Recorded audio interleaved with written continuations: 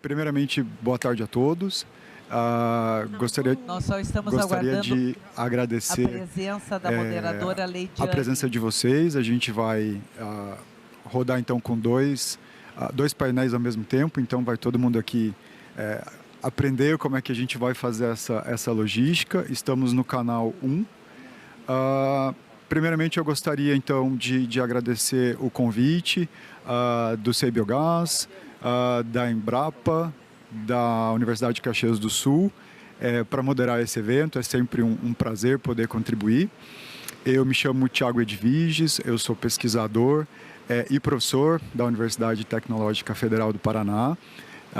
Desde 2011, então estou aí há 14 anos no setor de biogás, 12 anos dentro da academia da universidade, trabalhando com projetos, com processos, com iniciativas, sempre em parceria com o setor produtivo, para que a gente possa levar conhecimento, difundir estratégias, tecnologias que a gente desenvolve na universidade. Alô? Tenho aqui um desafio de apresentar esses painelistas com um currículo bastante extenso, completo. Então, vou cometer aqui uma pequena indelicadeza de não ler o currículo extenso e bastante completo desses painelistas, e aproveito para avisar os senhores de que essas informações estão todas disponíveis no site, na página oficial do evento. Tudo isso para que a gente possa oportunizar então a fala e aproveitar então o que a gente tem para ouvir aqui durante essas palestras do painel. Deixa eu só pegar minha colinha aqui. Então, painel 2, tecnologias e oportunidades de pré-tratamento e codigestão de substratos. A gente vive um momento interessante de expansão das plantas de biogás, de tecnificação dessas plantas no sul do Brasil, mas também no contexto nacional. Nós já observamos que essas plantas de biogás, elas, com o aumento de escala, com essa tecnificação, conseguem angariar novos substratos. Então, começamos com os substratos que a gente chama convencionalmente de biomassa de primeira geração, os dejetos animais, com características bastante interessantes e favoráveis à produção de biogás e biometano, em função de teor de umidade, de relação carbono-nitrogênio, de micro-organismos. E com a evolução dessas plantas, nós temos conseguido utilizar cada vez mais substratos um pouco mais complexos, diferente do que a gente chama de biomassa de primeira geração, bagaço, palhadas, resíduos sólidos urbanos, resíduos de ceasa, de frutas, de vegetais. Esses substratos têm características um pouco mais desafiadoras em termos de umidade, em termos de micro-organismos. E quando a gente fala de projetos de biogás, o tratamento é o coração do negócio.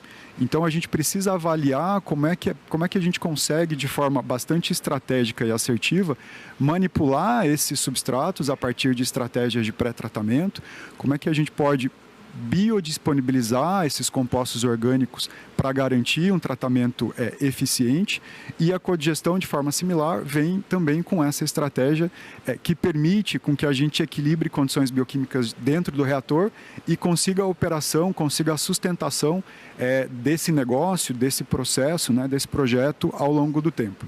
Então, a gente tem aqui diversos painéis bastante interessantes que vão versar sobre isso.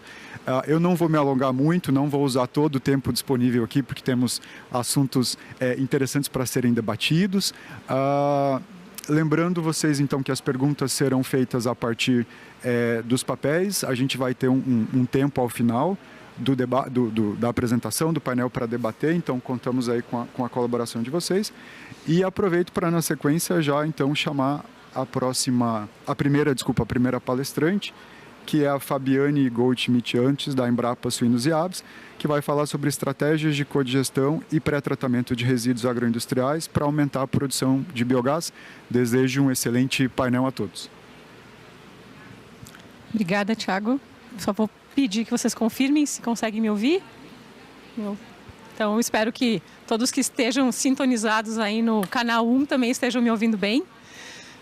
A gente brincou aqui no começo, né, que a gente tem um desafio com esse modelo de apresentação, é fazer com que as apresentações aqui desse painel sejam atrativas, porque se vocês não gostarem, vocês vão acabar migrando para o outro painel, né? Então o desafio, a nossa motivação para estar aqui falando com vocês é ainda maior, né?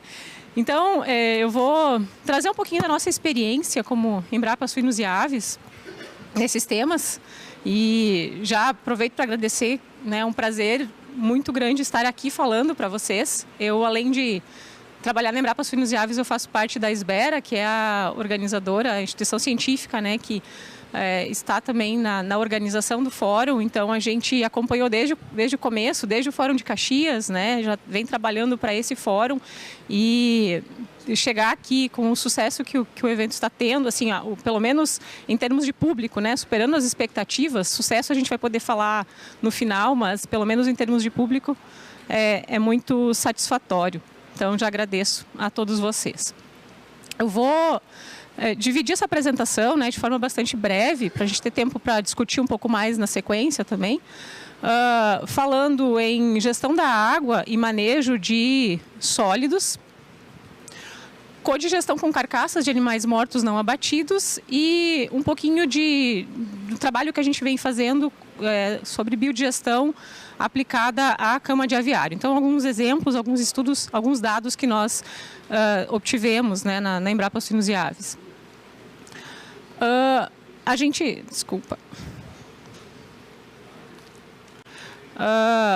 Sobre gestão da água e manejo de sólidos, né? A gente costuma dizer que a produção de biogás ela começa lá onde o resíduo é gerado. Então, falando um pouquinho da experiência que a gente tem com dejetos de suínos, esse caso é muito importante porque água não gera biogás. Essa frase é do colega Ayrton, né? Eu peguei para essa apresentação. Então, diminuir a entrada de água da chuva, água de limpeza das instalações, né? A mistura disso com os resíduos da suinocultura já é um primeiro passo para a gente concentrar sólidos voláteis, concentrar a matéria orgânica, com isso diminuir o volume de resíduos e contribuir positivamente no processo da digestão anaeróbia e maximizar a produção de biogás. Algumas estratégias, então, exemplos aqui nessas figuras, né, que contribuem para esse manejo de água, né? A instalação de cisternas, de captação de água da chuva, a instalação de calhas, para captar a água da chuva, evitar que essa água entre nos coletores de dejetos, né? Entre outras estratégias aí para reduzir volume. E outro aspecto bastante importante que muitas vezes passa desapercebido é o tempo de permanência dos resíduos, dos dejetos de suínos nas calhas. Por quê? Quanto mais tempo ele permanece armazenado antes de chegar na unidade de biodigestão, no biodigestor, esse resíduo ele já vai sofrendo ação biológica, já vai sendo degradado, já vai acontecer ali um processo de produção, de conversão dessa matéria orgânica, né? E com isso a gente também perde em produção de biogás. Então, ter um manejo adequado dos dejetos, diminuindo o tempo de residência deles nas calhas, nas unidades de produção, nas granjas, é outra estratégia importante. Aqui eu trouxe um arranjo, né, um desenho, num sistema de tratamento de dejetos suínos que existe implantado numa granja em Videira, em Santa Catarina, onde a gente estudou isso de maneira bastante detalhada, a importância do manejo de sólidos para aumentar a produção de biogás. Então, nesse sistema, os dejetos, eles passam primeiro por um sistema de separação sólido-líquido, onde são separados, então, em duas partes, vamos dizer assim. A linha que concentra mais sólidos, né, e também os lodos, eles são tratados, eles vão para um biodigestor de alta taxa, um biodigestor do tipo CSTR, que, como vocês sabem, né, ele tem uma capacidade maior de conversão, por ter aquecimento e agitação, então ele tem uma performance melhor. Então, para esse biodigestor são direcionados os resíduos sólidos, que passam primeiro por uma peneira de escovas rotativas. Enquanto que a fração líquida, ela segue para biodigestores de lagoa coberta. Então, aqui uma imagem da peneira de escovas rotativas, né? Então o resíduo sólido é separado aqui. Em seguida, ainda a fração líquida que passa pela peneira de escovas rotativas, ela segue para um decantador. Acontece mais uma separação sólido-líquido ali por gravidade. Aqui uma imagem desse decantador. E o sobrenadante desse decantador, então, segue para os biodigestores lagoa coberta. O lodo desse decantador, assim como o lodo dos biodigestores lagoa coberta, juntamente com os sólidos retidos na peneira, são direcionados para o biodigestor CSTR. Então, aqui alguns dados mostrando o potencial de produção de biogás, potencial de produção de metano, de cada um dessas frações que são separadas ali, sólidos da peneira, lodo do decantador, lodo do biodigestor lagoa coberta e o sobrenadante, né? Aqui é média, mais desvio padrão, considerando a sazonalidade. Então, foram feitos análises em cada estação do ano. A gente em Santa Catarina sofre bastante, sofre não, mas naturalmente tem essa variação de temperatura, inverno, verão, bastante significativa. E aí, nesse caso, o biodigestor CSTR ele não sofre com essa... Não há variação na produção de biogás nas diversas estações do ano, né, porque ele mantém a temperatura em 37 graus.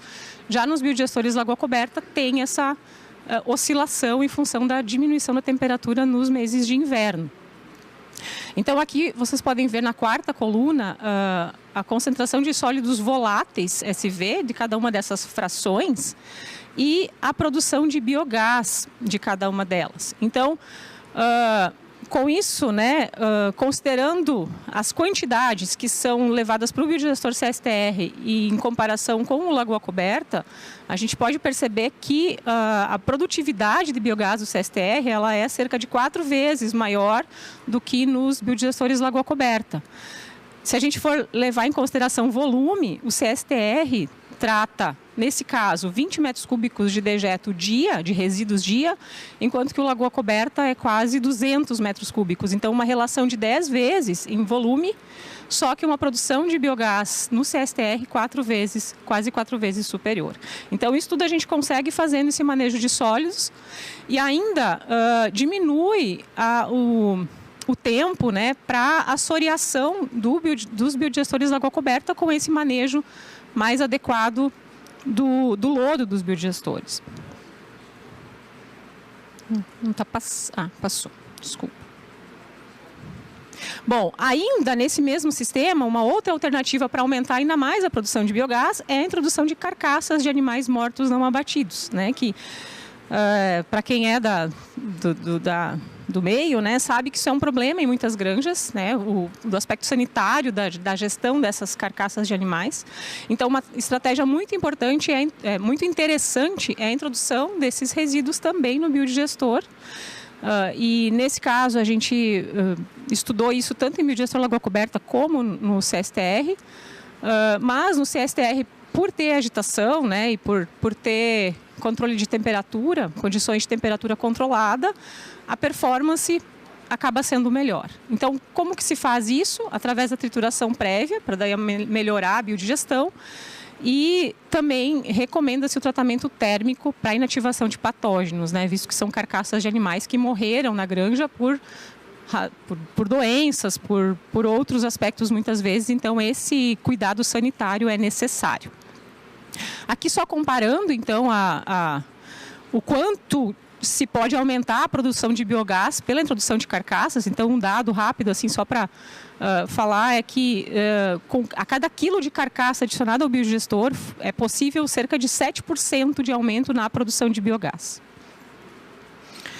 Uma outra estratégia, né, um outro estudo que a gente já fez é a codigestão com cama de aviário. Então, a cama de aves, ela além das excretas dos animais que são depositadas, ela é rica em material lignocelulósico. E esse material lignocelulósico, ele não é muito facilmente, né, digerido no biodigestor. Então, a gente procurou estratégias de aumentar a biodisponibilidade dessa matéria orgânica do material lignocelulósico. E com isso, Nós utilizamos ultrassom, né, que são ondas mecânicas.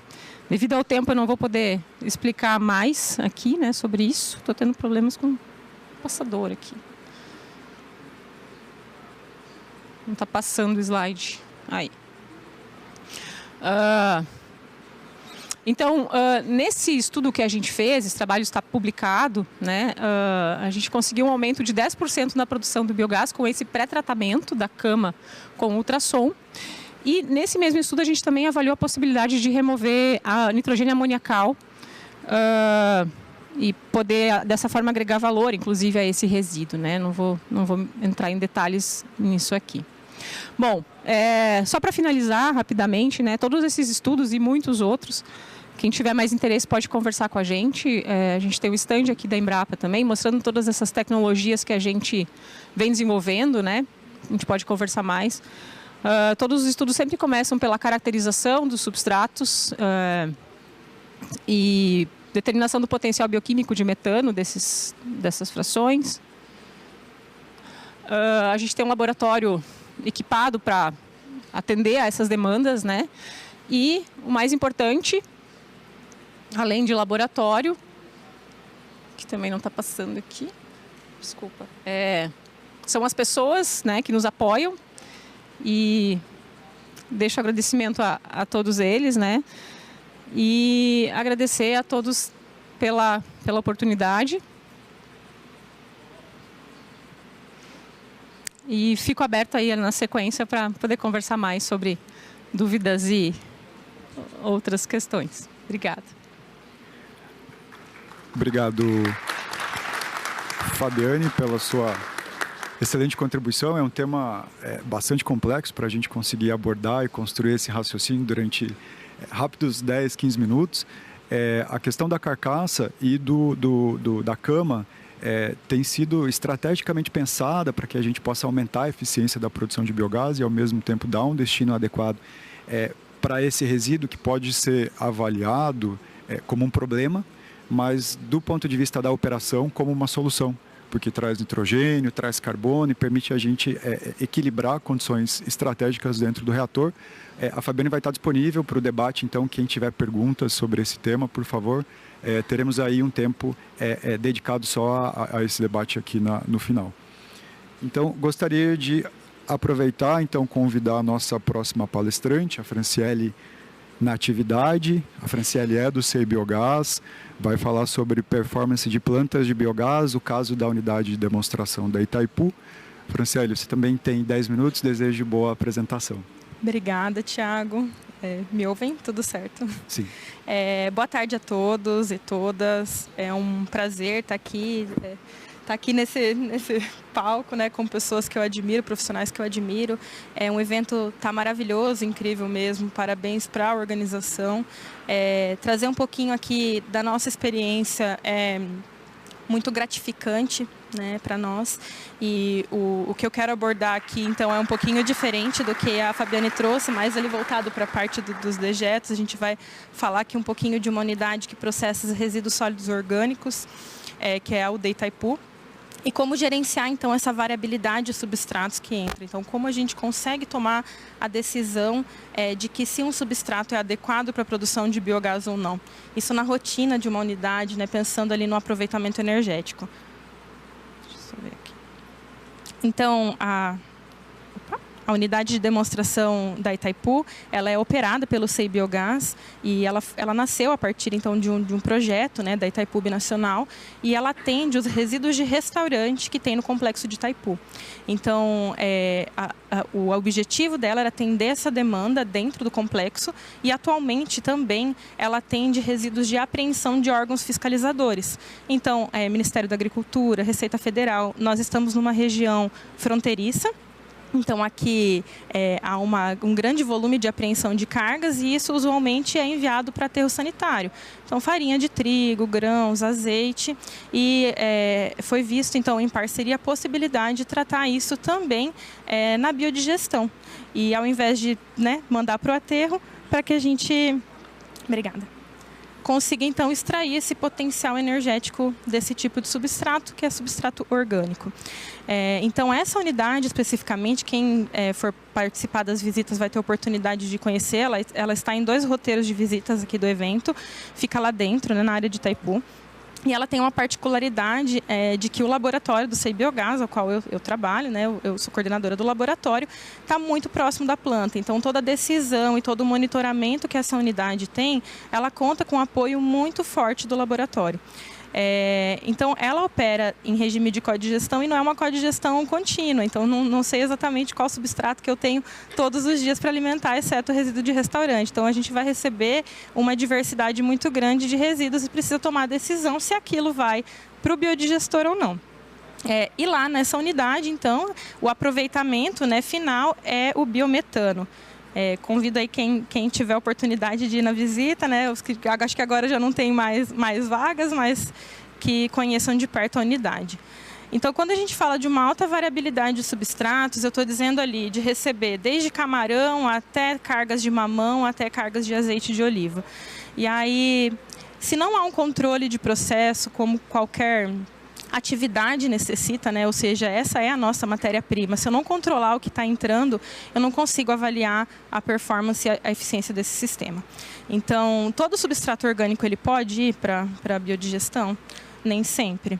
Para isso, é necessário que haja um controle e uma base de análises. A Fabiane até comentou ali no final, né, de algumas análises. A gente tem uma atuação muito parecida então, em relação ao escopo. O principal parâmetro para definir se um substrato vai entrar no sistema ou não é se ele pode gerar biogás ou não. Então, o que a gente nota é que, às vezes, pode ter um substrato da mesma origem, resíduo de restaurante, restos de comida, que tem um potencial diferente, porque o manejo influencia nisso. Então, como foi feita a separação? Tem material inerte junto? Não tem? Quanto tempo esse resíduo ficou disposto no local? Porque, como todos sabemos, né? Ao deixar ali uma comida aberta ou exposta ao ambiente, vai acontecer uma degradação. E essa degradação, ela acontece com a remoção ali da matéria orgânica. Isso vai influenciar no potencial que esse material tem para a produção de biogás. Então, o manejo ele é fundamental para que se consiga aproveitar o potencial desse tipo de substrato. Nessa unidade, especificamente, né, falando do caso da aldeia Itaipu, tem uma base de dados muito ampla já de tipos de resíduos diferentes, desde cerveja a picanha. A gente sempre costuma falar assim nas visitas que muitas vezes o biodigestor está melhor alimentado do que nós, até a gente costuma brincar. Então, assim, recebe uma variedade muito grande e a gente precisa ter a garantia de que se esse tipo de resíduo vai ou não para o sistema. Então, além dessa base de dados dizendo, opa, esse aqui sim, ele vai produzir biogás, eu posso mandar para o sistema, a gente precisa também monitorar os parâmetros em tempo muito frequente, né? Então, eu adicionei uma carga grande, recebi um produto perecível, um queijo, e vai em uma quantidade um pouco maior ali. Eu tenho que dosar, é claro, né? Controlar os meus parâmetros operacionais, mas eu preciso ver qual é a resposta que o meu sistema vai dar. Porque se eu forçar muito uma carga, se eu colocar um substrato que não é adequado, como que vai ser essa resposta? Ele pode vir com inibição da produção de metano. Então, com o aumento dos teores de amônio, ele pode indicar uma sobrecarga, né, ali na relação do Fostak, que está ligado com os ácidos orgânicos que são gerados no processo de degradação e a capacidade que o sistema tem em neutralizar esses ácidos. E os sólidos totais fixos e voláteis, principalmente pensando em conhecer a água que não gera biogás, né, como a Fabiane comentou. Então, conhecer a água que não gera biogás e também conhecer as limitações do próprio sistema. Então, os bioreatores eles vão ter uma especificação técnica de quantidade máxima de sólidos que eles podem operar. E aí a gente consegue, então, entender a quanto está operando, quanto mais eu posso ampliar, né, pensando sempre no melhor aproveitamento dos substratos. E também a produção e composição do biogás. Então, é claro que existem diversas outras análises complementares, né? Não vou abordar todas aqui, mas, em geral, o que é de rotina para esse tipo de unidade, lembrando que cada unidade tem o seu próprio DNA, então, cada unidade vai requerer um controle, talvez, de um processo, de um ensaio ou de um parâmetro específico, mas, para essa unidade, os gerais são esses. E ainda em complemento, né, como análise de monitoramento para algumas ações que muitas vezes requerem um pouco mais de atenção ou que tenham um risco um pouco maior, como, por exemplo, essa alteração de carga que é enviada ao sistema, ao invés de fazer isso lá na escala real, há a possibilidade de simular, então, em condições de bancada. Então, eu quero gerar um próprio digestato para ver qual é a característica dele, ou então eu quero deixar o meu bioreator um período ausente de alimentação e ver como que ele vai se comportar, porque é um processo bioquímico que envolve micro-organismos. Qualquer alteração pode trazer ali um impacto, né, nessa comunidade, nessa microbiota, que está presente no reator. Então, em linhas gerais, o que a gente precisa avaliar, né, quando se opera uma unidade que tem esse risco e tem essa variabilidade de substratos a necessidade de um controle operacional. Então, os operadores precisam entender aquilo que vai, a necessidade de uma triagem do material, né? Quando a gente pensa ali em receber resíduos que vêm os inertes juntos, precisa ter essa separação. O que vai produzir biogás, de fato, é o material orgânico. Precisa das análises complementares. Então, como qualquer processo industrial, como eu comentei, a gente precisa ter o controle do processo para evidenciar uma eficiência de sistema. As plantas...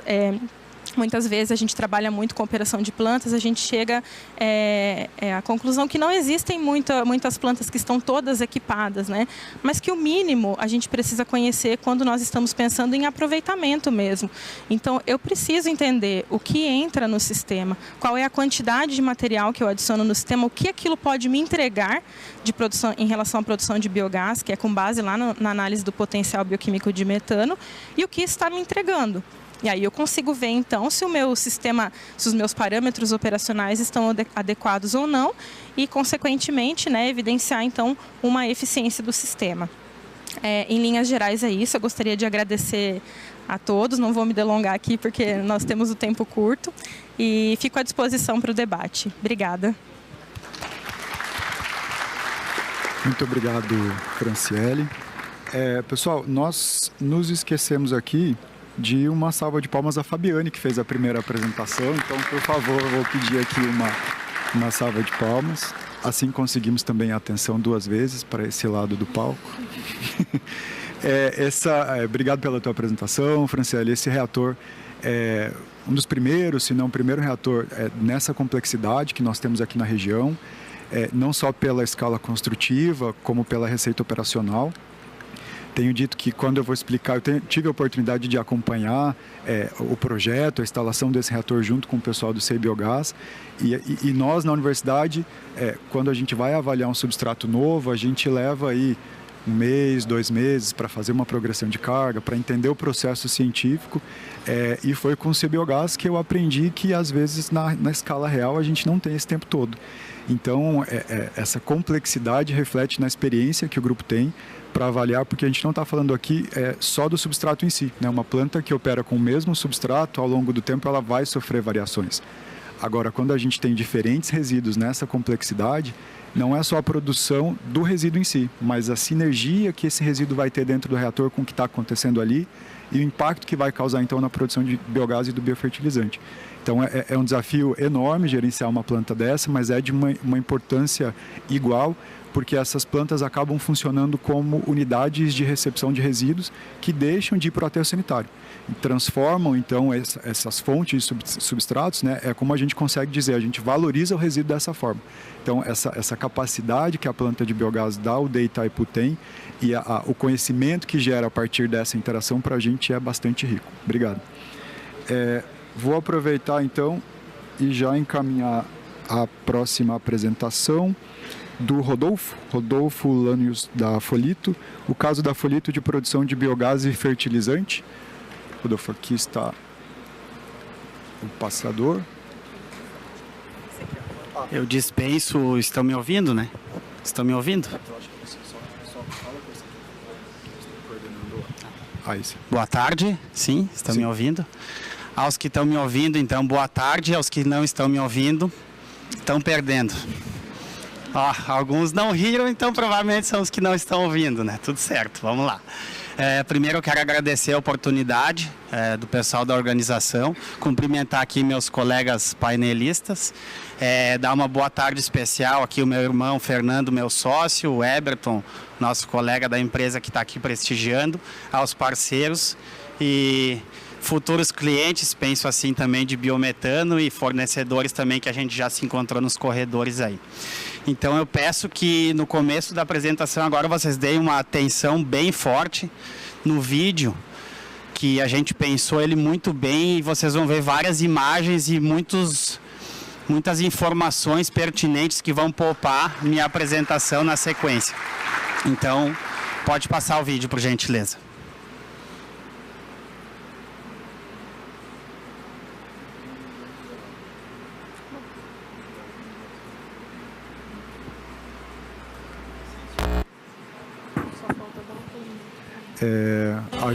Agora sim. E o tempo também, se puder nos ajudar. Nós tomamos a nossa. Minimizar o impacto ambiental, processando materiais orgânicos de forma responsável e segura.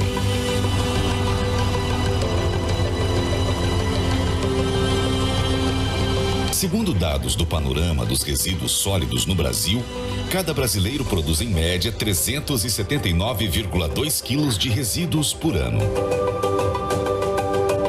Nesse contexto, assumimos a responsabilidade perante nossos clientes e parceiros de melhorar sua eficiência produtiva e auxiliar no cumprimento da Política Nacional de Meio Ambiente.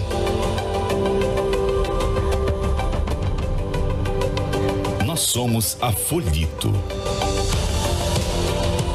Nossa sede está localizada em Estrela, no Rio Grande do Sul, em uma área de 17 hectares, próximo ao BR-386, o que permite fácil acesso a veículos das mais diferentes dimensões. A empresa ainda possui unidades em Almirante Tamandaré do Sul e Cristal, para atender toda a demanda de forma rápida e qualificada. Nossa operação permite produzir 570 toneladas por dia de fertilizante orgânico, movimentando mais de 1.100 toneladas diariamente. Os 2 biodigestores têm capacidade de 10.000 metros cúbicos de resíduos orgânicos líquidos. Todos os materiais recebidos pela Folito são descaracterizados imediatamente, eliminando o passivo ambiental do parceiro gerador. A compostagem acontece toda em área coberta, com controle de temperatura e umidade. A biodigestão produz o biogás, que é utilizado na geração de energia elétrica e também é transformado em biometano e pode ser utilizado em veículos a gás, como já acontece com parte da frota da empresa. A estrutura administrativa da Folito conta com uma equipe de profissionais especializados para garantir a eficiência dos processos.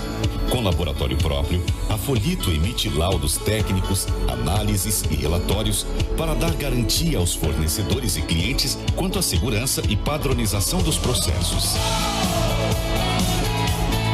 Uma alternativa segura e definitiva que trata os materiais, devolvendo-os para o meio ambiente em forma de fertilizante orgânico, completando assim um ciclo virtuoso. Uma escolha que transforma o mundo. Pense bem sobre isso. Folito. A transformação acontece aqui.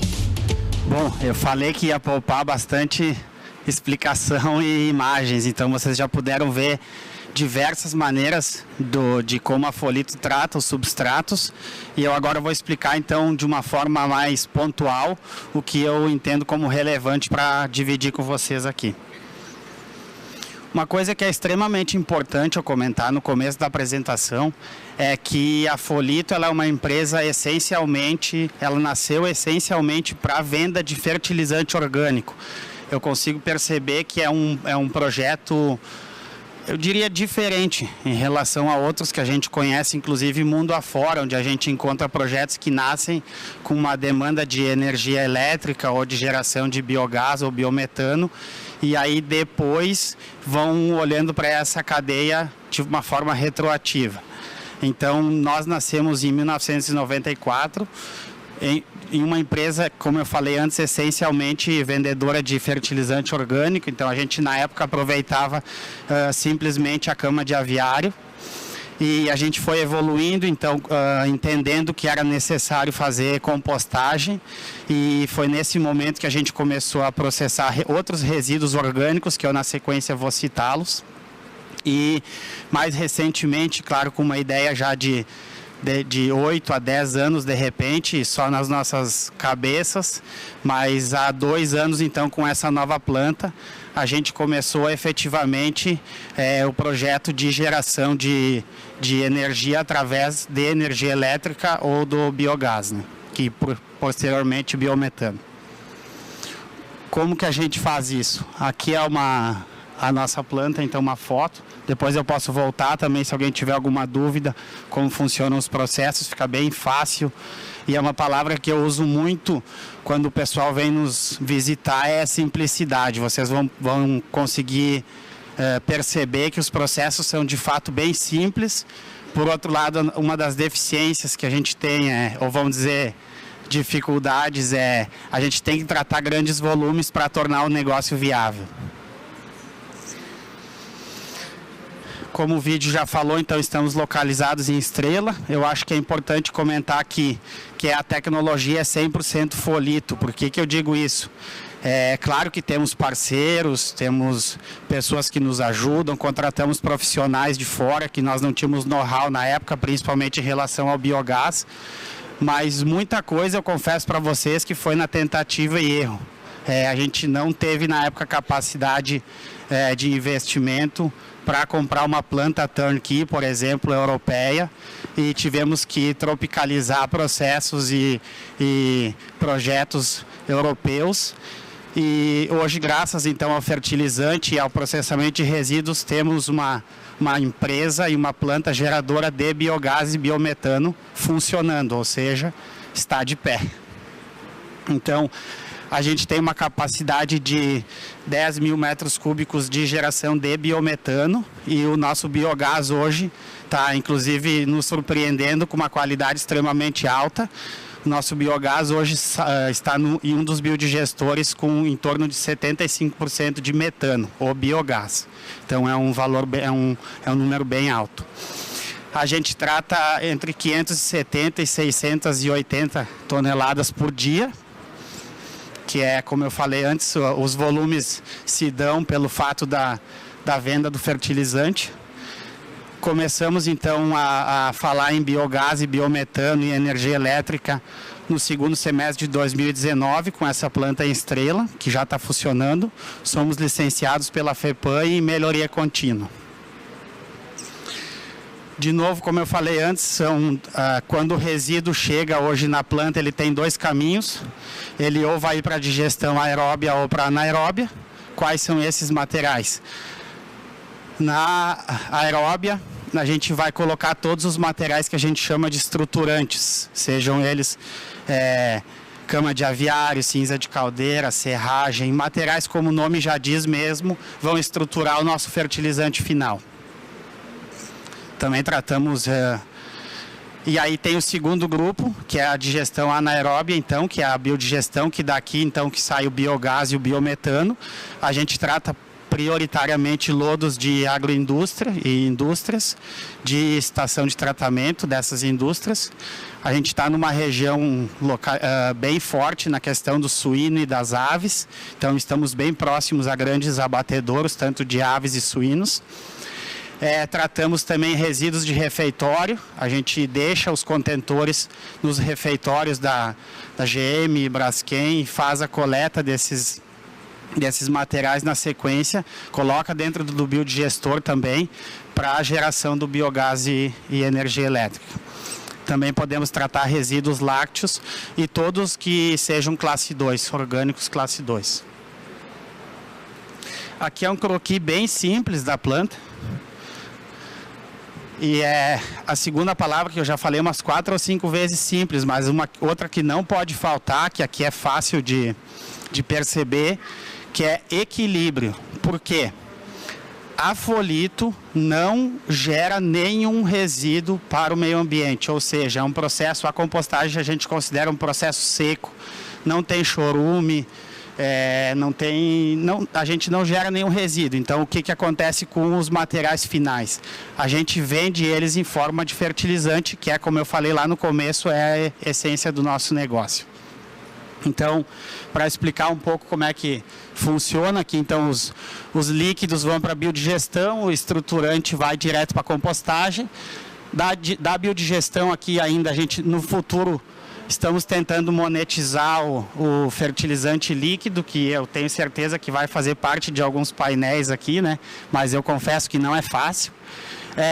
Na Folito a gente faz diferente um pouco, inclusive em contraponto aos modelos europeus, que a gente joga esse biofertilizante líquido lá na usina de compostagem para umedecer, para que a compostagem possa acontecer. Então a gente eleva para uma umidade entre 50% e 55% com esse biofertilizante líquido. O material no terceiro dia aquece, a gente já consegue perceber uma atividade tão grande que o material chega a entre 50 e 55 graus de temperatura. Tem o revolvimento da compostagem de forma automatizada, uma máquina desenvolvida por nós. E lá do biodigestor, então, tem o biogás, que nem eu falei antes, que hoje está com 75% de metano. E nós já somos autossuficientes, então, em geração de energia elétrica. A nossa planta funciona toda ela com a geração da energia elétrica do nosso biogás. E a nossa intenção agora, que é uma coisa bem recente, a gente tem já uma PSA, um purificador, inclusive do Janus, está expondo aí. A gente vai vender o biometano, porque hoje a gente entende que financeiramente é vantajoso em contraponto da energia elétrica. Somos licenciados na primeira ponta pela FEPAM, que é o órgão ambiental que licencia o destino de resíduos, o IBAMA, e na outra ponta pelo Ministério da Agricultura, que licencia o nosso composto final. Mas eu acho que é importante eu ressaltar novamente que a planta da Folito ficou de pé e ainda se mantém pela venda e pelo comércio do fertilizante. Então eu penso que é um negócio um tanto quanto diferente de outras usinas de compostagem. Muito obrigado. Muito obrigado, Rodolfo, pela excelente apresentação. É um case um pouco diferente do que a gente viu agora passado. Esses processos integrados de digestão anaeróbica e compostagem, como o Rodolfo bem comentou, são economicamente estratégicos, porque o que é problema para um processo pode ser a solução para outro processo, e assim essas unidades conseguem receber, se não todo, quase todo tipo de resíduo, e aí tomar essa decisão para uma estratégia sólida ou para outra líquida. Então a gente vai ter bastante curiosidade, se sobrar espaço eu também tenho até algumas perguntas aí para ti. Vou encaminhar então a próxima apresentação, da Suelen Paese, da Universidade de Caxias do Sul. Deixa eu só te passar, Suelen, o passa-slides para ler aqui o tema da sua apresentação. A microbiota e o aumento da produção de biogás, pré-tratamento, codigestão, bioaumentação, cocultura e uso de enzimas. Desejo uma boa apresentação, Suelen. Obrigada. Me ouvem bem? Muito bem, gente, eu vou ter que usar minhas estratégias de professora de 30 anos para poder passar tudo que eu quero aqui, então vai ser meio corridinho, tá? Muito bem. Gente, a minha universidade é uma universidade comunitária, então tudo que a gente produz lá a gente reinveste, né? Não é diferente de uma federal. O nosso laboratório, ele trabalha na linha de pesquisa da produção de biometano e biohidrogênio e outros coprodutos de interesse a partir dos resíduos agroindustriais. E nós trabalhamos com pesquisa, prestação de serviços e também formação de recursos humanos, que estão ligados à cadeia do biogás. E diante de todo esse mercado e toda essa demanda por produção de energia, nós temos que aproveitar o máximo possível dessa biomassa. E quem faz isso são os nossos amigos e nossas amigas, arqueias e as bactérias, né? São os micro-organismos. Isso aqui é uma foto real dos micro-organismos que produzem biogás de um reator. Então, essas criaturas que são o nosso alvo lá no laboratório de diagnóstico molecular. E aí, eu tenho aqui, deixa eu voltar, espera aí, só um pouquinho. Os micro-organismos e a associação consorciada que faz toda a produção de biogás. Então, eu preciso de micro-organismos que façam a primeira etapa, na hidrólise, depois eu preciso dos micro-organismos que fazem a segunda etapa, a produção de ácidos, e aqueles itens todos que são bem conhecidos aqui pelos grupos, até chegar na metanogênese. É um trabalho associado, consorciado, de sincronismo, que é o termo que é o melhor usado. E eu comparei aqui, como vocês viram, com a produção da seleção brasileira. Então, aqui, a gente tem que entender que tem ali as hidrolíticas, tem as acetogênicas, tem as acidogênicas, tem as metanogênicas, não sei se eu acertei as metanogênicas, foi meu filho que escolheu, né, que eu ia botar em outro lugar, ele quis que eu botasse ali.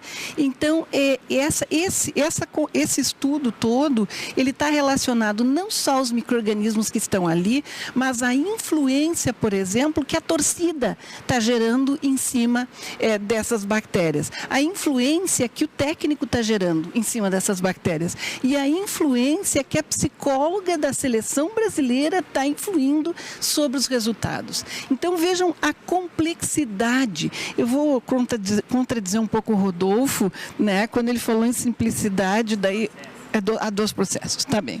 Então, como é que nós vamos saber quem são os micro-organismos que estão atuando ali? Então, a identificação dos micro-organismos, na nossa percepção, é fundamental. E como é que se faz isso? Isolando e olhando no microscópio? Isso não, isso já passou. Isso não é mais possível fazer. Nós precisamos usar biologia molecular, extrair DNA, sequenciar o DNA e fazer muitas horas na frente do computador em bioinformática para poder dizer quem são os micro-organismos que estão atuando nesse trabalho. Metataxonomia. E metataxonomia se usa, sem entrar em elementos muito técnicos, a identificar a sequenciamento de um gene único que está presente tanto nas bactérias, nas arqueias, e futuramente a gente vai se dedicar também aos eucariotos, que é o gene do RNA 16S, que é como se fosse um elemento que a gente possa avaliar para todo mundo quem está ali. Então, dessa maneira, usando esse sequenciamento desse gene, a gente faz a identificação dos micro-organismos. E aí a gente tem essa sopa de letrinhas ali, que dá um trabalho danado para a gente poder dizer quem são esses micro-organismos ali. É muito tempo investido na frente do computador e não na frente do reator. Mas, enfim, é o que nós podemos fazer para tentar controlar. E conhecer os micro-organismos é controlar também o processo, para poder influenciar a produção desses micro-organismos. E aqui vejam a complexidade de situações. Quando a gente consegue entender que micro-organismos estão lá, eu posso conseguir entender as rotas metabólicas que estão sendo geradas, que estão sendo usadas para aquele substrato específico, para aquelas condições do reator específicas. Então, ele é um consórcio tão forte, tão intenso, que se eu mudar algum parâmetro, um pH, uma temperatura, uma quantidade de carboidratos, eu vou mudar as rotas metabólicas que estão atuando de forma sinérgica, de forma complementar.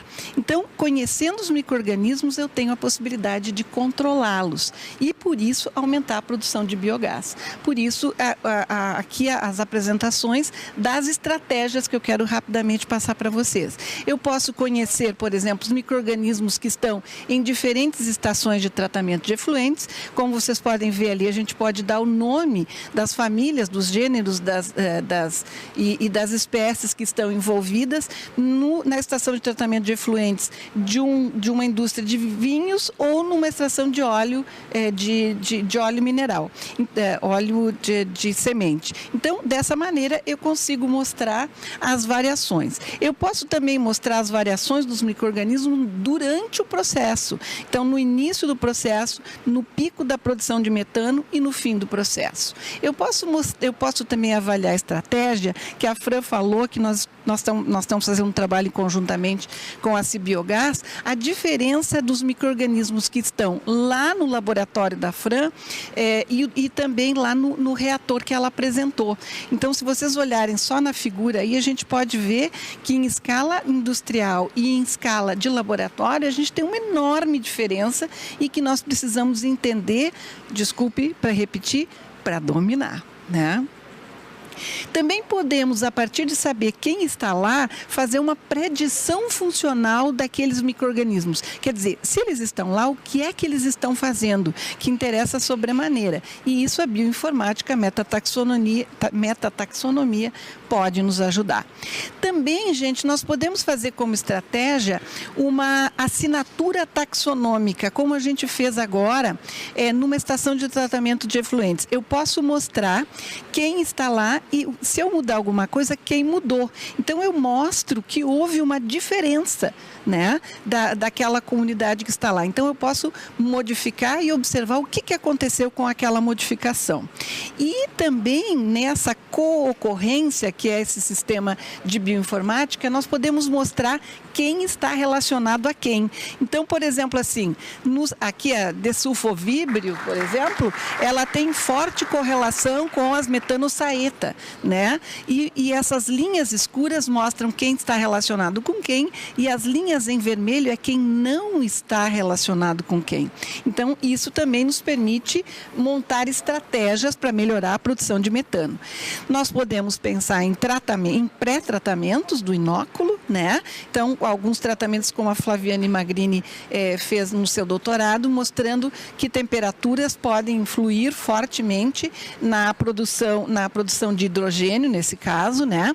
Nós podemos mostrar também a cocultura, usando 2 ou 3 micro-organismos nesse caso também é a produção de hidrogênio, mostrar como, usando 2 micro-organismos isolados da natureza, nós podemos fazer em biotecnologia uma melhor produção de hidrogênio verde. Aqui nós fizemos uma comparação com a bioaumentação. O que seria bioaumentação? Adicionar um micro-organismo ao processo e ver o que isso acontece, né? E isso tem mostrado, por exemplo, nesse slide nós podemos ver que um produto comercial aqui não fez a bioaumentação que a gente esperava e nem que a empresa esperava, né? Então, nós estamos aqui para apoiar esse tipo também de situação. Também nós podemos aqui comparar quando nós usamos um micro-organismo sozinho com cocultura ou ainda fazer bioaumentação do consórcio de micro-organismos. E nós podemos ver que aqui nessa combinação de bacilos, clostridium e enterobacter, a produção de hidrogênio, também foi um caso de hidrogênio, nós podemos aumentar a produção. E também podemos mostrar que bioaumentando com bacilos aerogênes, nós também temos uma produção de hidrogênio, mostrando que isso é um bom momento de se pensar em estratégias tecnológicas para o desenvolvimento.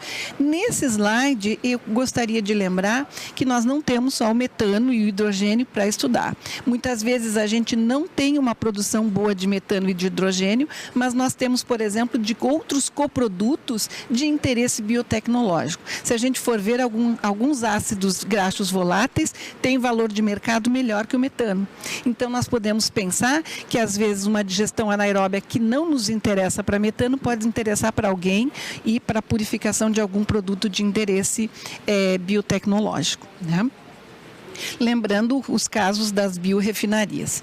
E, por último, falar da codigestão de 2 produtos, né? Melhorar a eficiência do consórcio microbiano usando 2 produtos. Um deles, pelo menos, eu tenho que ter a possibilidade de poder transportar, seja sanitariamente possível transportar, mas como um exemplo que nós usamos no laboratório, o glicerol seria interessante e faz uma complementariedade das necessidades dos micro-organismos. Estou concluindo, Tiago. A codigestão de resíduos, por exemplo, numa cervejaria, esse estudo que nós fizemos é uma cerveja aí que todo mundo aprecia, né? E no próprio local a gente tem os coprodutos para poder somar, e aí tu não precisa nem transportar. Então a codigestão nesses casos é extremamente importante. E por último, gente, o uso de enzimas para a produção de pré-tratamento dos substratos. Como a Fabiane falou, alguns substratos são de difícil digestão, então usando enzimas celulolíticas, pectinolíticas e outras enzimas podem facilitar o acesso de alguns complexos carboidratos que vão favorecer as bactérias e, consequentemente, as arqueias. E, por último, quero agradecer ao nosso grupo de trabalho e especialmente a doutora Flaviane Magrini, que ela contribui muito no processo de eu poder estar disponível para o fórum. Ela faz boa parte do meu trabalho, né, Flaviane, lá no laboratório. E agradeço a oportunidade de fazer a apresentação dos nossos resultados. Obrigada. Muito obrigado, Suelen, pela sua apresentação. Já vou encaminhar aqui o microfone e o passador. Eu costumo dizer que quando a gente conhece as concentrações de ácidos graxos voláteis dentro do reator, a gente expande o conhecimento daquilo que está acontecendo ali dentro, porque é uma caixa preta. Depois que a gente coloca o resíduo ali, ele está dentro do reator, a gente estima o que está acontecendo a partir da entrada e saída do reator. E quando a gente avança em processos biotecnológicos, como você apresentou ali muito bem, e conhece os grupos de micro-organismos, a gente consegue não só melhorar a eficiência, mas prever problemas. Então, quando a planta tem essa compreensão, ela consegue remediar e pensar em soluções, porque uma planta operacional nesse nível, parada 30, 40, 50 dias, significa redução de ganhos, né? Então, quando a gente já chega nesse nível de compreensão do que está acontecendo ali dentro, a gente consegue muito tempo antes do que o próprio pH, do que a alcalinidade, prever problemas e pensar em soluções enquanto eles estão dando sinais bastante iniciais ainda, né? De desequilíbrio ali. Então, é uma etapa muito importante aí ao processo. Obrigado. Vou encaminhar então a nossa última apresentação do painel, o Oliver Nack e o Eric Hesier, da Arquea Biogás, que vão falar sobre acompanhamento biológico nas plantas de biogás. Então temos aqui agora uma dupla, por isso eles ganharam uma bonificação, então eles têm 5 minutos a mais para fazer a apresentação. Então vai haver aqui uma tradução, não simultânea, mas paralela, e aí por isso a gente vai precisar então de um tempinho maior. Desejo então uma boa apresentação para vocês.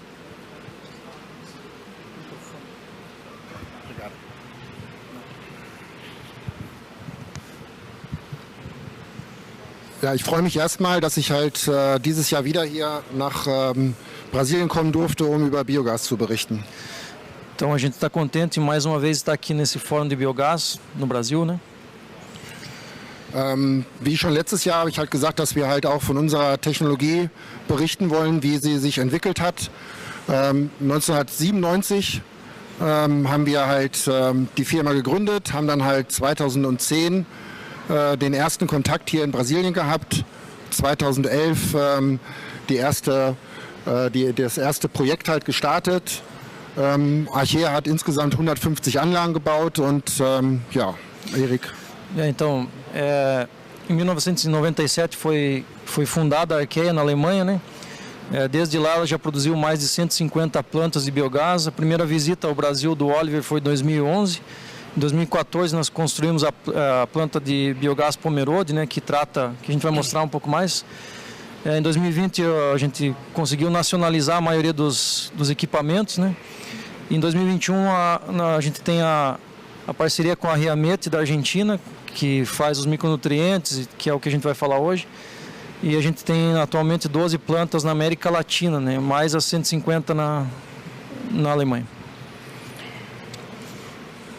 Ja, und wie man vielleicht schon gehört hat, wir haben den Namen Archaea gewählt wegen den Namen der Methanbakterien, die im vorigen Vortrag schon auch vorgetragen wurde und ich sehr dankbar darüber bin. Então, o nome Archaea veio da bactéria de metano, né, que faz o metano, né, que foi falado no painel, na apresentação anterior, né? Ja, 2013 haben wir in Pomerode gestartet. Wir haben halt einen Nassfermenter gebaut, in dem halt dann erstmal Schweinegülle verarbeitet wurde. Und 2020 haben wir dann halt einen Trockenfermenter dazu gebaut, den man im vorderen Bereich sieht, in dem man halt ausschließlich Feststoffe vergären kann. Então, em 2013 foi construído o fermentador vertical, né? Em 2020 foi trazido da Alemanha um fermentador horizontal, né, que é uma hidrólise para fermentação de matéria seca, né? Hier mal ein Beispiel von einer Anlage von uns in Córdoba in Argentinien, bei der halt Vinasse verarbeitet wird, Schweinegülle und viele weitere Stoffe. Esse é um exemplo de uma planta em Córdoba, na Argentina, que trabalha com vinhaça de milho, dejeto suíno, dejeto bovino, né? Hier halt unsere Anlage in Chapecó für Cetric, halt als Hydrolyse für Verarbeitung von organischen Abfällen.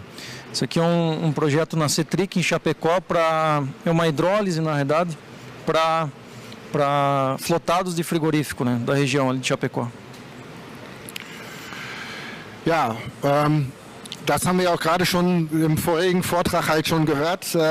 Das ist halt die Frage der Hydrolyse, der Methanbildung, dass da halt ganz viele verschiedene Bakterien halt miteinander wirken und arbeiten. Und ich denke, wir wissen halt so von vielen 100, die halt nötig sind. Und da muss man halt dann darauf achten, dass die Bedingungen dieser Bakterien auch alle ordnungsgemäß eingehalten werden. Então, aqui são, como a gente já viu antes, né, as fases da biodigestão, né, da hidrólise, por exemplo, que são várias bactérias, né? Ja. Né, und am Ende die Methanbildung halt, né? E claro, e no final a produção do metano, né, as metanogênicas, né? Começa com hidrólise, né, e termina com a metanogênica, né? Ja. Ja. Wir haben halt einfach jetzt in den letzten Jahren hier in Brasilien halt die Komponenten halt so gewählt, dass sie halt komplett in Brasilien auch produziert werden. Es kommt also nichts aus Europa und haben da halt dann für verschiedene Größen Modelle, die halt prozessbiologisch und von der Rührtechnik und allem verfahrenstechnischen Komponenten halt geeignet sind, um betriebssichere Anlagen zu betreiben. Então, a gente, né, nos últimos 10 anos tem procurado cada vez mais construir as coisas no Brasil e não trazer da Europa, né? São plantas modulares que são construídas o máximo possível que a gente consegue, né? Desenvolver e aumentar a tecnologia e construir aqui, né? Profissionais daqui também. E isso é que a gente tem buscado cada vez mais, né? So, und die sind dann halt so abgestimmt, dass halt auch die verschiedenen Archaea und Bakterien, die halt mit denen wir arbeiten, halt auch die entsprechenden Zeiten bekommen, die sie brauchen. Also so ist zum Beispiel, falls das keiner weiß, die Hydrolysebakterien haben ja viel schnellere Generationszeiten als die Methanbakterien. Und wenn die dann alle in einem Reaktor arbeiten, muss man natürlich sehr speziell darauf achten, dass das halt funktioniert und so haben wir halt die Anlagen halt entsprechend konzipiert. Então, o nosso biodigestor é concebido, né, geralmente com hidrólise, porque a gente sabe que as bactérias de todas as fases elas competem. Então, o Oliver procurou sempre já na Alemanha fazer a separação das fases, né? Então, a fase da hidrólise geralmente é uma fase que as bactérias se procriam mais rápidas. Já a fase de metano, que é o foco do biogás, gerar metano e energia, né? Biometano ou energia, que é a fase mais demorada. Então, todas as nossas plantas, grande parte das nossas plantas separam a fase, a gente tem a separação de fase de biodigestão, né? Isso já é um conceito que vem da Europa, né? So. Warte mal.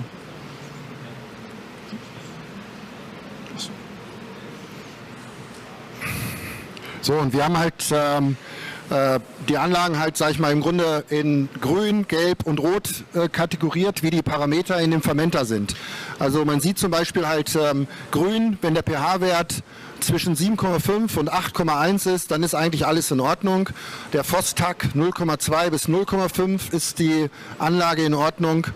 So, oder auch halt die Mikronährstoffe, Probionsäure, Essigsäuregehalt.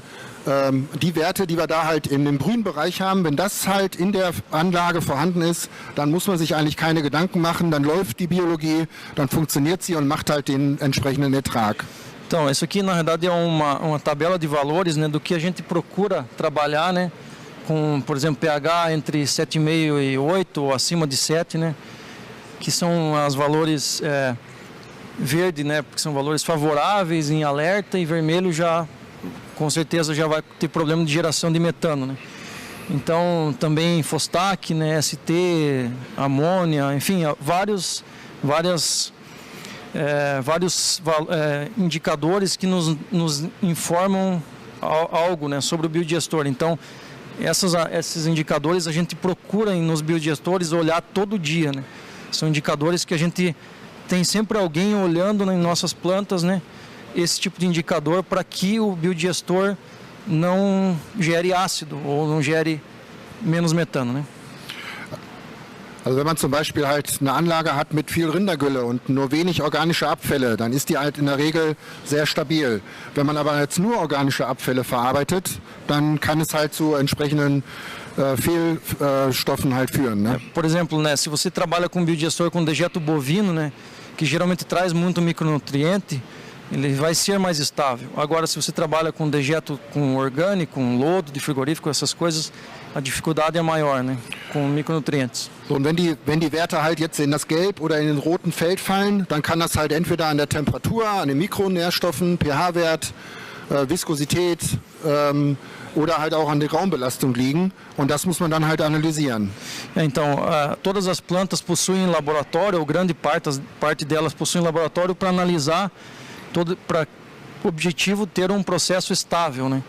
Então, a temperatura é importante, suprimento de micronutrientes, pH, inibidores, carga orgânica, viscosidade, enfim, o controle, né, diário ou operacional e também nosso online, né?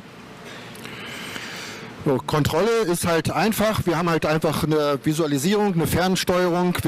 Wir sehen, wie die Anlage halt läuft über die Steuerung. Hier mal auch das Beispiel aus Chapeco, eine Anlage halt mit 1 Megawatt, wo wir dann halt auch sehen, wie sind die Temperaturen, die Drücke in dem Fermenter. Por exemplo, aqui é um exemplo da Cetric Chapecó, que a gente olha online, né, que a gente entra na planta e verifica online para ajudar operadores, né? E também pede análise, né, de ácidos e tudo mais, né, conforme o que vai acontecer aqui no dia, né? Estratégias também diárias, né, como foi falado aqui anteriormente. Por exemplo, cada dia é uma estratégia nova por causa do substrato que pode mudar, né? Tem mais 5 minutos? Mehr 5 Minuten. So, wenn wir jetzt zum Beispiel aber feststellen, das sind die Mikronährstoffe, ich will sie nur mal einfach aufzählen, Kobalt, Molybden, Selen, das sind zum Beispiel Stoffe, die sehr häufig halt in den Biogasanlagen fehlen und dann der gesamte Prozess, der für die Hydrolyse, Methanogese zuständig ist, halt dann halt nicht funktioniert. Und dann muss man halt auch dort überlegen, ob man das dann halt vielleicht durch andere Substrate oder durch Zugabe von Nährstoffen kompensiert, né? Então, esses aqui são os principais elementos necessários para o processo de biodigestão, né? Então, analisando isso, a gente consegue ter uma ideia do que pode estar acontecendo e o porquê de ter, às vezes, uma acidez maior ou menor, né?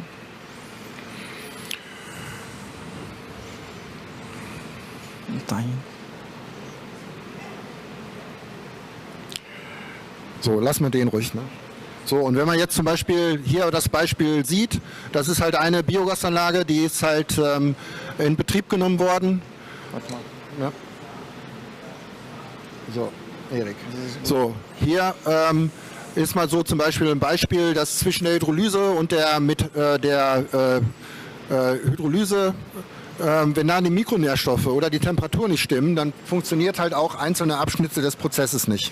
Então, aqui é um exemplo de processo que está faltando alguma coisa, ou temperatura ou micronutriente, né? Então, o processo todo, ele atrapalha o processo todo de biodigestão, né? Por isso que a gente precisa estar acompanhando para saber o que vai colocar dentro do biodigestor, né?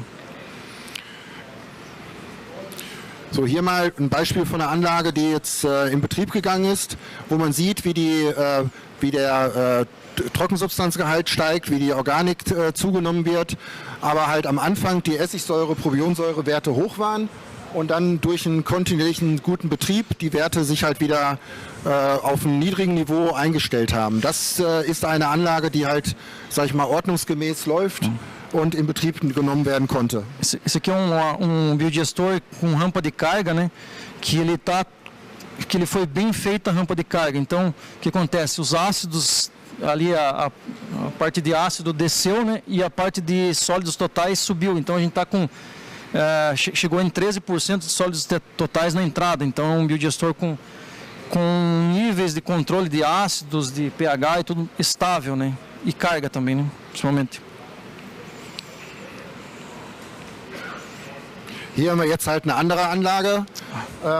Erik, ne? Hier haben wir halt eine Anlage, wo die Rampe auch hochgefahren wurde und dann halt einfach am Anfang zu viel gefüttert wurde und dadurch halt die Biologie umgekippt ist, sauer wurde und man auch feststellte, dass halt die Mikronährstoffe fehlten. Die haben wir dann halt dazugegeben. Und schon ging die Anlage wieder mit der Leistung entsprechend hoch und hatte einen kontinuierlichen guten Betrieb. Então, aqui é exemplo de biodigestor na Argentina que ele vinha variando, né? A produção, ele carregava e depois tinha que descarregar por causa da acidez. Então, o bico, na verdade, é um material que a gente usa para... são micronutrientes e enzimas que a gente coloca dentro do biodigestor, né? E aqui, quando foi adicionado micronutrientes, desde então, né, ele vem... Era o que estava faltando no processo. Então, ele vem... E é um biodigestor que usa vísceras, usa dejeto de aves, flotado de frigorífico. São 13 substratos, né? É bem complexo a biodigestão. Né? So, ja, das ist halt das Substrat, né, was wir halt da zum Beispiel einsetzen. Por exemplo, o bico, né? O bico é um material que a gente tem trabalhado com um processo uma empresa da Argentina, né? Que está abrindo agora uma filial no Brasil a partir de junho, né? Então, esse material, ele é o que acontece? Na Alemanha a gente já usava material da Schaumann, que é uma outra empresa que faz micronutrientes e enzimas, né? Agora a gente tem usado na Argentina e no Brasil, eu uso em Pomerode também esse material para que eu consiga mais eficiência e estabilidade. Então, o Fostak geralmente é bem baixo, eu tenho exemplos aqui, né? Tem uma quantidade maior de metano e como ele vem num pacote, às vezes ele, em vez de a gente analisar e procurar saber o que está faltando, ele já vem num paquete, né? Que a gente joga dentro do biodigestor, né? Por exemplo, essa planta que usa 4, 5 quilos por semana, né? É bem concentrado para que a gente consiga fechar os processos ali dentro da biodigestão, né? Outro processo que a gente já usou também, usa na Argentina todo dia numa planta nossa.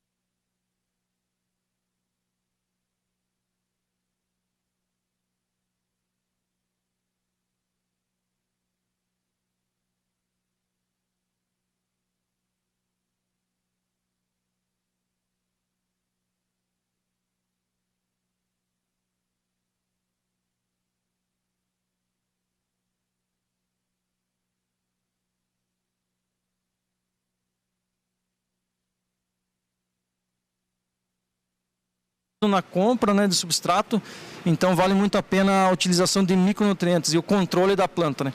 Nunca a gente usa micronutrientes sem controle e o contrário também não, né? Nunca controla sem micronutrientes, né? Isso aí. So, das war's. Obrigado. Okay, muito obrigado. Muito obrigado, Eric e Oliver, pela brilhante explanação de vocês. Pouco tempo, né? A gente precisaria de um pouco mais. Eric e Oliver da Arquea, que também são patrocinadores prata do evento, então agradecemos. Muito interessante a questão da solução de elementos traço, que também faz uma conexão com o que a Suelen comentou sobre o processo de estabilização das plantas de biogás. A gente ouve diversos operadores comentando que a minha planta produz biogás, mas não produz metano, ou produz com teor mais baixo. Então, às vezes, falta um ou outro elemento traço em função do substrato, da característica que é operado o biodigestor, e isso facilmente, com uma quantidade baixa, como vocês disseram, porque isso é uma solução bastante concentrada, a gente consegue remediar e resolver o problema e fazer o teor de metano aumentar de forma fácil. Então, é interessante que as apresentações são complementares, né? Eu gostaria de agradecer nesse primeiro momento os painelistas. A gente passa agora por um segundo momento, que são as perguntas. Não sei se o pessoal do apoio que trará as perguntas nos papéis. Como é que vai funcionar? A questão das perguntas nos papéis?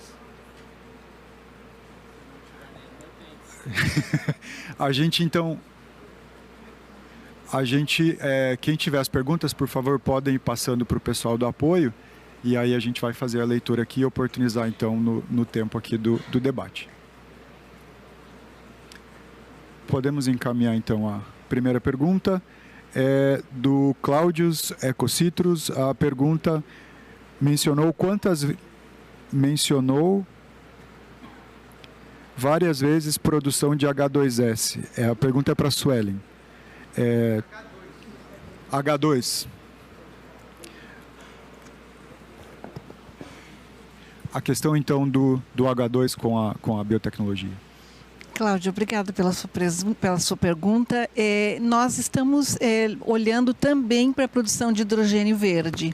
Então, nós estamos olhando as possibilidades dos substratos favorecerem a produção de hidrogênio, porque o hidrogênio é uma energia que está acima do metano, e nós pensamos também na possibilidade de fazer a produção de hidrogênio e depois completar com a produção de metano. Então, se tiraria o gás mais nobre, mais energético, e complementarmente fazer do resíduo o elemento para a produção de metano. É claro que se a gente diminui a produção de metano, nós temos também se a gente retira o hidrogênio, a gente tem uma menor produção de metano. Mas também é uma saída a nível de equilíbrio energético, de custo de energia e de eficiência energética. Não sei se é essa a resposta que tu esperava, mas eu, quando falei em biogás, eu listei os 2 itens, que é o que o nosso laboratório produz. Era exatamente isso que tu queria?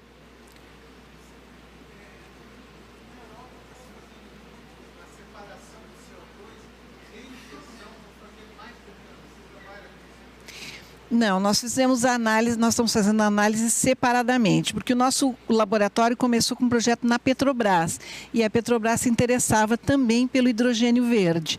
Então, nós fizemos esses 2 caminhos, o metano, mas separadamente do hidrogênio. Então, são estudos separados. Mas, atualmente, a gente vê estudos complementares de outros colegas na área da pesquisa que investe nessa disponibilidade do substrato que já foi obtido do hidrogênio para a produção de metano, complementar. Muito obrigado, Suelen. Se alguém tiver mais alguma pergunta da plateia, primeiramente pode encaminhar ao pessoal do apoio. Rodolfo, se quiser aproveitar enquanto chegam as perguntas, fazer a sua. Sim, eu gostaria de pedir para o pessoal da Arquea, por que o Brasil?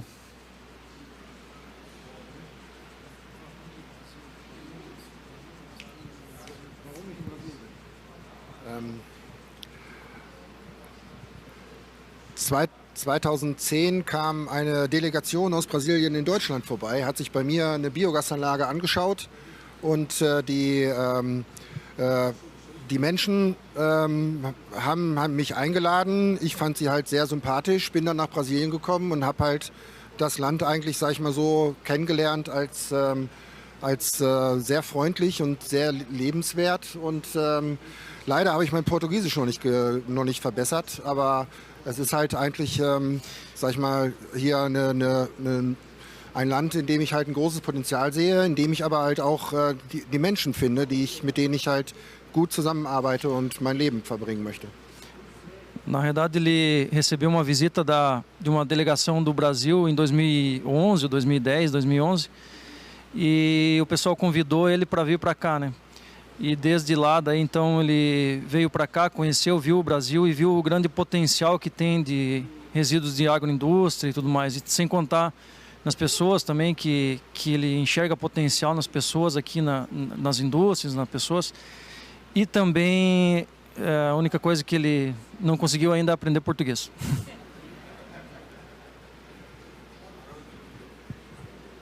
Temos mais uma pergunta, Daniela Gomes da UFPE.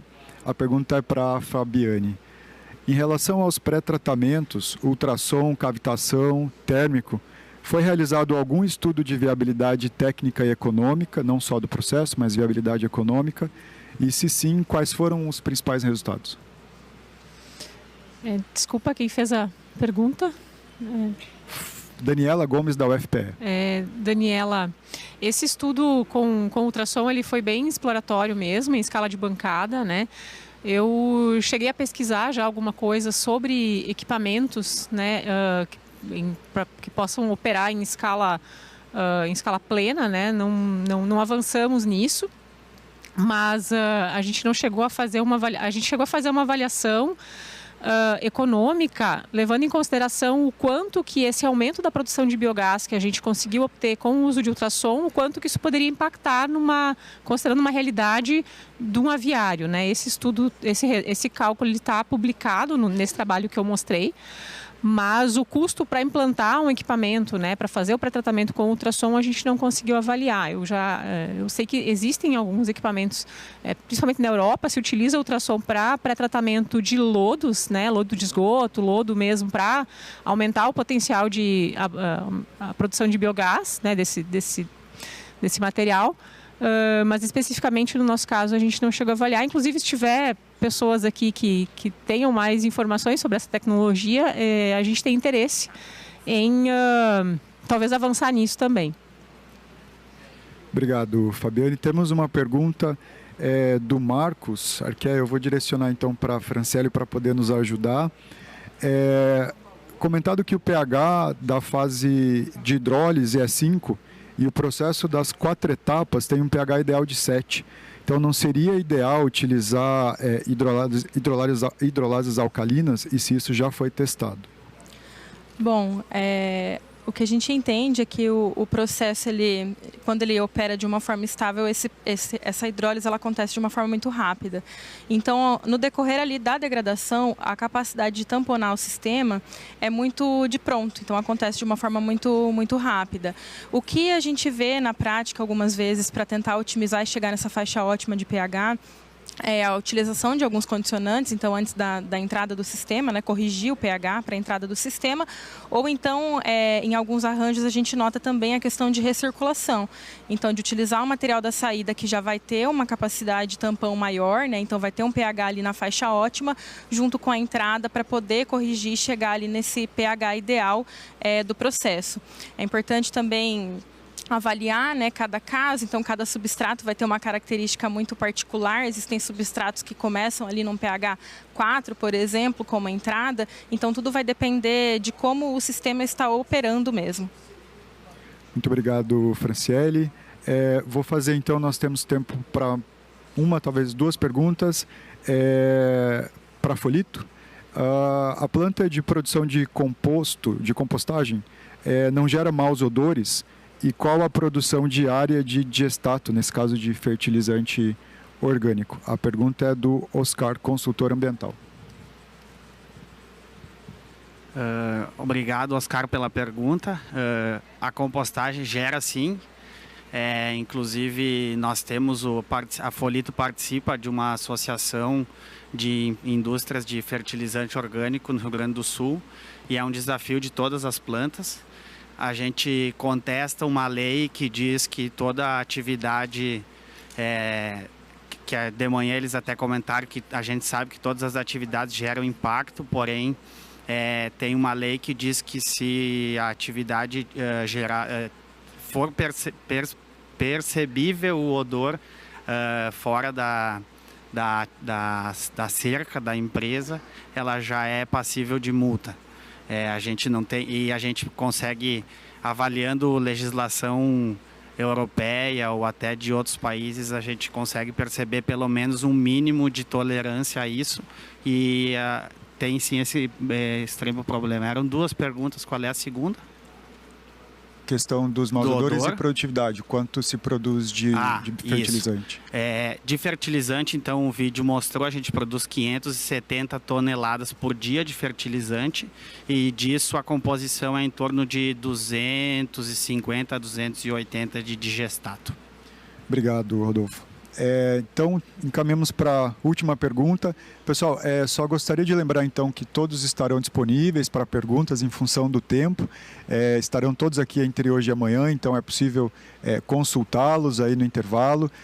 Também foi solicitado para que vocês possam buscá-los nas redes sociais, especialmente LinkedIn, e aí esse debate, claro, que não termina aqui, ele pode continuar depois com perguntas, com demandas individuais, mas nós temos espaço aqui para mais uma pergunta para a Fabiane sobre a questão da carcaça. A adição de 1 kg de carcaça aumenta o percentual de biogás por qual volume de material? Foi dito que a produção de adição de carcaça aumenta em 7%, né, mas por qual volume? E aí, se possível, eu vou encaminhar uma pergunta pessoal. A carcaça ela traz o que a gente precisa para a produção, gordura, carboidrato, mas que você comentasse rapidamente quais são as limitações ou os problemas da adição de carcaça também no processo de codigestão. Sim, eu coloquei ali, ficou bem rápido, né? 1 kg de carcaça, nesse estudo que a gente fez, né, aumenta em 7% a produção de biogás por metro cúbico de biodigestor, no caso, né? Naquele exemplo ali. A gente tem mais dados técnicos, tem toda uma página, inclusive na página da Embrapa Suínos e Aves, tem um link lá chamado Projeto TecDan, onde foi um projeto bastante amplo sobre destinação de animais mortos e a utilização de carcaças de animais na biodigestão foi das linhas, né, uma das atividades desse projeto e todos os resultados, os principais resultados desse projeto, eles estão lá. Então, se vocês buscarem na página da Embrapa Suínos e Aves por TecDan, tecnologias para destinação de animais mortos, tem todos esses coeficientes, esses dados técnicos ali sobre a introdução de carcaças no biodigestor, em biodigestão. E desculpa a pergunta do Thiago. A questão de quais são os problemas adicionais, se existe alguma limitação que a carcaça traz ao processo. Não dá para pensar que a gente pode inserir carcaça no biodigestor sem limite, né? Isso também a gente avaliou, né? Então, assim, foi feito todo um estudo de progressão de carga, né? Existe um limite de até quantos quilos por metro cúbico, né? De sólidos voláteis. Foi codigestão com dejetos suínos, né? Até onde dá para fazer essa progressão de carga com carcaças, né? Porque chega um momento que o processo biológico ali ele também é inibido. As carcaças, a introdução de carcaça vai aumentar também, vai mudar a composição do digestato em termos de nutrientes, então a gente vai aumentar a presença de nitrogênio na biodigestão, isso vai ser convertido a nitrogênio amoniacal, então vai chegar um momento que vai começar a haver inibição da digestão anaeróbia por conta de formação de amônia livre, né? Então tem um limite que eu não sei de cabeça agora, mas sim, essa introdução de carcaça ela tem que ser feita com atenção e respeitando esses coeficientes técnicos, né? E os aspectos sanitários, né, que são bastante importantes também. Então, por isso que nesse estudo do projeto Tecnologias para Destinação de Animais Mortos, isso foi avaliado, né? Diferentes maneiras de inativação de patógenos. E a gente recomenda o tratamento térmico, né, previamente. É como fazer uma pasteurização desse resíduo, né, para inativação de patógenos. Muito obrigado, Fabiane. Assim a gente encerra, o nosso tempo aqui encerrou, mas o monitor do lado me indicava ainda alguns minutos que a gente aproveitou aqui do painel do lado. Gostaria de agradecer a Suelen, Rodolfo, Fabiane, Franciele, Eric, Oliver pelas excelentes apresentações. Lembrando então que todos ficam, né, disponíveis para consulta, para contato de todo mundo que está participando. Muito obrigado.